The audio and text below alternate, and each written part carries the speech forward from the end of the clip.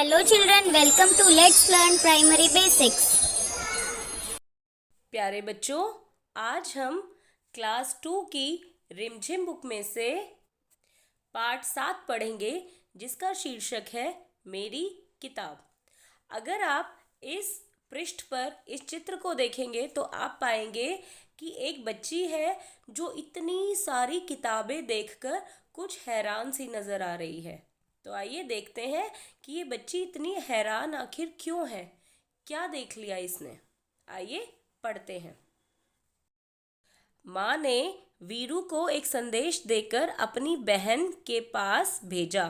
तो ये जो लड़की है ये है वीरू, और इसकी माँ ने इसको एक मैसेज दिया है कि वह जाकर उनकी बहन को देकर आए। हमारी माँ की जो बहन होती है उन्हें हम क्या कहते हैं? मौसी। तो ये बच्ची अपनी मौसी के पास जाएगी। मौसी के पास जब वो बच्ची गई तो मौसी ने प्यार से वीरू को अंदर बुलाया और बैठक में ले गई। तो जब हम अपनी मौसी के पास जाते हैं तो वो हमें प्यार से बुलाती हैं, तो उन्होंने भी वीरू को प्यार से अंदर बुलाया और बैठक में ले गई। बैठक किसे बोलते हैं? बैठक एक ऐसा कमरा होता है जहाँ पर हम मेहमानों को बिठाते हैं। ठीक है, इसे हम ड्राइंग रूम भी कहते हैं इंग्लिश में। तो बैठक में कदम रखते ही वीरू अचरज से ठिठक गई। अब जब उसने बैठक में कदम रखा, बैठक में घुसी, तो वह एकदम हैरान होकर रुक गई। ठिठक गई का मतलब रुकना, और अचरज का मतलब हैरानी। ठीक है, तो वह हैरानी से रुक गई। उसने सोचा, बाप रे, इतनी सारी किताबें। अब उसने इतनी सारी किताबें शायद पहली बार देखी थी, तो वो हैरानी से सोच में पड़ गई कि इतनी सारी किताबें। वहाँ नीचे से ऊपर तक किताबों से भरे खानों वाली 2 लंबी दीवारें थी। खानों का मतलब हिस्से वाली, जो हिस्सा होता है। तो उन्होंने एक दीवार पर 2 हिस्से बना रखे थे जिनमें ऊपर से नीचे तक किताबें भरी हुई थी। वह आंखें फाड़े देखती रही। अब आंखें फाड़कर देखना मतलब ऐसे हैरानी से ध्यान से देखना, क्योंकि उसने बहुत सारी किताबें पहली बार देखी थी एक ही जगह पर। तो वह आंख फाड़कर देखती रही। अंत में उसने साहस करके पूछा। साहस का मतलब हिम्मत। जब हम किसी से कोई सवाल पूछते हैं तो हमें कई बार हिम्मत की ज़रूरत होती है। तो उसने हिम्मत करके अपनी मौसी से पूछा, क्या आपके पास बच्चों के लिए भी किताबें हैं? इतनी सारी किताबों को देखकर उसने पूछा, क्या आपके पास बच्चों के लिए किताबें हैं? तो मौसी ने कहा, हाँ, यह देखो, यह वाला खाना और यह वाला। जब इतनी सारी किताबें एक साथ होती हैं तो बच्चों उसे हम अरेंज करके एक सलीके से लगाते हैं, एक तरीके से लगाते हैं। तो मौसी ने बच्चों की किताबों वाला खाना दिखाकर कहा, यह वाला खाना, यह वाला हिस्सा और यह वाला। वीरू ने हैरानी से कहा, इतनी ढेर सारी किताबें, मेरे पास तो इतनी किताबें नहीं हैं। क्योंकि वीरू आपकी जैसी छोटी सी बच्ची है, तो आपके पास भी तो थोड़ी सी किताबें होंगी और इतनी सारी किताबें तो नहीं होंगी। तो ऐसे ही उस बच्ची ने कहा कि इतनी सारी किताबें मेरे पास तो नहीं है। तो फिर मौसी ने कहा, यदि तुम चाहो तो मैं पढ़ने के लिए तुम्हें कुछ किताबें दे सकती हूँ। तो मौसी ने कहा कि अगर आपको पढ़नी है किताबें तो मैं दे सकती हूँ। तुम्हें किस तरह की किताबें सबसे अधिक पसंद है? अधिक का मतलब होता है ज़्यादा। तो वो उससे वीरू से मौसी वीरू की पसंद पूछ रही हैं कि तुम्हें कौन सी किताबें पसंद है, बताओ। तो वीरू ने धीरे से कहा, मुझे मालूम नहीं। मालूम का मतलब होता है पता, मैं नहीं जानती। तो वीरू ने ऐसे धीरे से कहा, मुझे मालूम नहीं, मुझे नहीं पता। मौसी ने एक किताब निकालकर वीरू को पकड़ाई और कहा, तुम यह किताब पढ़कर देखो। अब जब वीरू को नहीं पता था तो मौसी ने एक ऐसी किताब निकाली जो वीरू की लेवल के अकॉर्डिंग होगी, वीरू की उम्र के हिसाब से होगी। तो फिर वीरू ने क्या किया? वीरू घबराकर पीछे हटी और बोली, बाप रे, यह तो बहुत मोटी है। क्योंकि बच्चों की किताबें बेटा अक्सर मोटी होती है, क्योंकि उसमें बहुत सारे चित्र होते हैं और उनके जो पेजेस होते हैं वो मोटे होते हैं, ताकि किताबें आराम से बच्चे हैंडल कर सकें और ज़्यादा जल्दी ना फटे। तो वीरू घबरा गई और उसने कहा यह तो बहुत मोटी है। तो मौसी ने सुझाव दिया। सुझाव का मतलब होता है सलाह। जब हमें नहीं पता होता तो हम अपने बड़ों से सलाह लेते हैं। तो उन्होंने सुझाव दिया, अच्छा तो फिर शायद यह वाली ठीक रहेगी। जब उन्होंने दूसरी किताब दी तो उन्होंने कहा ये वाली ठीक रहेगी। तो वीरू बोली यह बहुत बड़ी है, मेरे बस्ते में नहीं आएगी।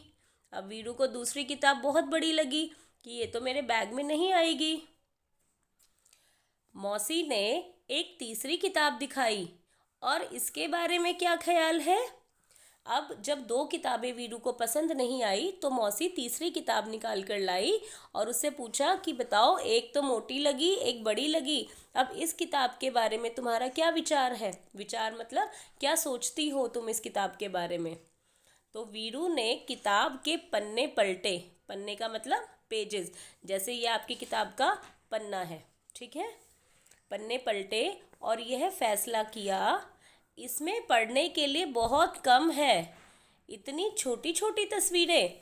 उसने कहा कि इसमें तो पढ़ने के लिए बहुत कम लिखा हुआ है और तस्वीरें भी बहुत छोटी हैं, और यह किताब बहुत पतली है।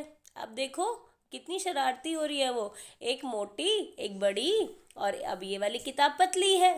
तो मौसी ने कहा, वीरू मुझे तो लगता है कि मैं तुम्हारे लिए किताब नहीं चुन सकती, कि तुम्हारे लिए किताब मैं चूज़ नहीं कर सकती।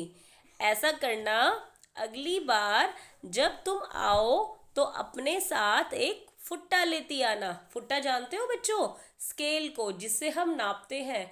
तो मौसी ने उसे यह सुझाव दिया कि मैं तो नहीं चुन सकती तुम्हारे लिए किताब, अब तुम अगली बार आओ तो फुट्टा लेती आना। फुट्टा क्यों लेकर आना? फुट्टा नापने के काम आता है, चीज़ों को नापते हैं। तो वीरू ने पूछा, फुट्टा क्यों? मौसी ने हंसकर कहा, तुम्हें जितनी मोटी किताब चाहिए तुम नाप कर ले लेना, ठीक है ना। अब जब ये वाली किताब वीरू को पतली लगी तो मौसी ने कहा कि तुम फुट्टा लेकर आना और नाप कर जितनी मोटी किताब तुम्हें चाहिए वो किताब ले लेना। तो वीरू एकदम से घबरा गई। वीरू ने माँ के भेजे हुए कागज़ को मेज़ पर रखा और भाग खड़ी हुई। अब वो क्या कागज़ लाई थी? उस कागज़ में माँ ने संदेश लिखा हुआ था। तो वीरू ने वह संदेश वाला कागज़ मेज़ पर रखा और भाग गई। तो अब बताओ, आप अपने लिए किताबें चुन सकते हो? अपनी पसंद की किताबें बेटा हमें पढ़नी चाहिए। कभी कहानियों की किताबें, कभी कविताओं की किताबें, और तो और भी कुछ ना मिले तो आप अखबार में भी छोटी छोटी कहानियाँ, मज़ेदार कहानियाँ पढ़ सकते हो, ठीक है। अब आइए इसके अभ्यास की तरफ चलते हैं। बातें किताबों की। उसने कहा था ना, बाप रे इतनी किताबें। क्या तुमने भी बहुत सारी किताबें एक साथ देखी हैं? कहाँ? आपने बहुत सारी किताबें पुस्तकालय में देखी होंगी। पुस्तकालय को इंग्लिश में हम लाइब्रेरी बोलते हैं। लाइब्रेरी में आपने देखी होंगी। तुम्हारे बस्ते में भी बहुत सारी किताबें होंगी। उन सभी किताबों में से तुम्हारी मनपसंद किताब कौन सी है वो आप यहाँ पर लिखेंगे, और क्यों, ये अभी हम नोटबुक में लिखेंगे। उससे अगला है, यहाँ कुछ किताबों के पन्नों के चित्र दिए गए हैं और उनके नाम लिखे हैं। तो यहाँ पर आप देखेंगे, यहाँ पे 4 किताबों के पन्नों के चित्र दिए गए हैं। फ्रंट पेज जिसे हम बोलते हैं, जिस पे किताब का शीर्षक और थोड़ी थोड़ी कहानी का आइडिया हमें लगता है। इनमें से आप कौन सी किताब पढ़ना चाहोगे? आप उस किताब का नाम यहाँ पर नीचे अपने आप लिखोगे, और क्यों, कि आपको ये किताब क्यों पसंद आई, यह आपको खुद से लिखना है, ठीक। इस वाले प्रश्न का उत्तर हम अभी नोटबुक में लिखेंगे। उसके बाद अगर हम नीचे आए तो यहाँ पर हमसे पूछा गया है कि ये इतनी सारी अलग अलग चीज़ें हैं, इनको आप कैसे नापोगे? ठीक है बेटा, इनको आप कैसे नापोगे? तो ये है कपड़ा। कपड़े को हम नापते हैं मीटर से, ठीक है। जब भी हम कपड़े की दुकान पर जाते हैं तो हम कहते हैं भैया 2 मीटर कपड़ा दे दो, 4 मीटर कपड़ा दे दो। तो कपड़ा मीटर से नापते हैं। आम किलोग्राम से। जब हम दुकानदार के पास जाते हैं, फल वाले के पास जाते हैं, तो हम कहते हैं भैया 2 किलो आम दे दो। तो उस किलो को हम पूरा जब बोलते हैं तो किलोग्राम होता है। मेज़ को हम सेंटीमीटर से नापते हैं, क्योंकि मेज़ बहुत बड़ा नहीं होता, तो मीटर से जो छोटी इकाई होती है वो होती है सेंटीमीटर। ऐसे ही कागज़ को भी आप अपने फुटे पे जो सेंटीमीटर होता है उससे आराम से नाप सकते हैं। और पानी किससे नापा जाता है? लीटर। जो तरल पदार्थ होते हैं, दूध, पानी, जूस, ये सभी चीज़ें हम लीटर से नापते हैं। ठीक है, अगले पेज पर आइए। यहाँ पर शब्द अंताक्षरी का खेल है। अंत्याक्षरी का मतलब जिस शब्द से, जिस अक्षर से कोई शब्द खत्म होगा, हम उसी अक्षर से अगला शब्द शुरू करेंगे। आपने गानों की अंत्याक्षरी खेली होगी, आज हम शब्दों की अंत्याक्षरी खेलेंगे। देखिए, पहला जो शब्द है वो है किताब। अब किताब जो है वो ब पे ख़त्म हो रहा है, तो अगला शब्द इन्होंने लिखा है बंदर। बंदर र पे ख़त्म हो रहा है, तो अगला शब्द है र से रस्सी। अब यहाँ पर ये स पे ख़त्म हो रहा है, तो हम अगला शब्द स से शुरू करेंगे। तो हम लिख सकते हैं सूरज। आप अपनी अंत्याक्षरी भी खेल सकते हैं, आप अपनी पसंद का शब्द भी लिख सकते हैं। यहाँ पर सूरज ज पे ख़त्म होगा, तो हम अगला शब्द लिख सकते हैं जहाज़। ठीक है, जहाज़। अब ये भी ज से ख़त्म हो रहा है, तो हम उससे अगला शब्द लिख सकते हैं जलेबी। जलेबी ब पे ख़त्म हो रहा है, तो हम ब से क्या लिख सकते हैं? बकरी। ठीक है, बकरी, बकरी। और ये र से ख़त्म हो रहा है, तो अगला शब्द हम लिख सकते हैं राजा। और आप इस अंत्याक्षरी को अपने भाई बहनों के साथ या अपने पापा मम्मी के साथ या अपने मित्रों के साथ आगे बढ़ा सकते हैं, या आप अकेले अपनी अंत्याक्षरी खुद खेल सकते हैं। ठीक है, अब वीरू को मौसी ने किताबें चुनने के लिए कहा, तो वह नहीं चुन पाई। अब अगर आपको कहा जाए कि आप अपनी पसंद की चीज़ें चुनो, तो आप कौन कौन सी चीज़ें चुनोगे? बताओ। चलो, हम पहली चीज़ जो है वो होंगे खिलौने। खिलौने सभी बच्चों को बहुत पसंद आते हैं, तो हम खिलौने चुन सकते हैं। और क्या चुनेंगे? मोटर वाली गाड़ी, मोटर गाड़ी। ठीक है, आप पुस्तकें भी, कहानी की किताबें चुन सकते हैं। कहानी की किताब। ठीक है, आप सभी को चित्र बनाना पसंद होगा रंग बिरंगे, तो उनके लिए आपको रंग की ज़रूरत होती है, तो आप रंग चुन सकते हैं। और आप चुन सकते हैं अपनी पसंद की खाने की चीज़ें, है ना। खाने की चीज़ें आपकी पसंद की कोई भी हो सकती हैं, मिठाइयाँ, टॉफ़ी, हलवा, पकवान, ये सब कुछ। ठीक है, और मुझे लगता है आजकल बच्चों को मोबाइल में गेम खेलने का बहुत शौक़ है, तो वैसे चुनना नहीं चाहिए, पर आप लोग चुनेंगे, मुझे पता है। ठीक है, चलते हैं इस पाठ के नोटबुक के काम की तरफ। सबसे पहले हम ऐसे ऊपर अपने लेसन का नाम लिखते हैं टॉपिक की जगह। उसके बाद ये है शब्द अर्थ। ठीक है, इसमें जो मुश्किल शब्द हैं या जो नए शब्द हैं उनके अर्थ। मौसी का मतलब होता है माँ की बहन।